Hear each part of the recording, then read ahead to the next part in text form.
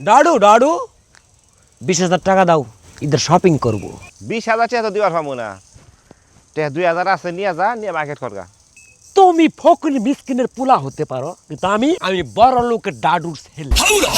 তার মানে তুমি টাকা দিবা না, তাই না?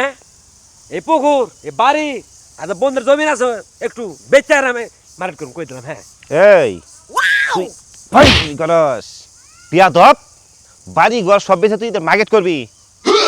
ভালো লাগছে না? যা যা। তারে কই দে তুই। হ্যাঁ কি হয়েছে বন্ধু? না নিয়া গেঞ্জাম পাচ্ছে, ও যাং বাগার বাড়ির সামনে নিয়া। আচ্ছা বন্ধু আইতাছি।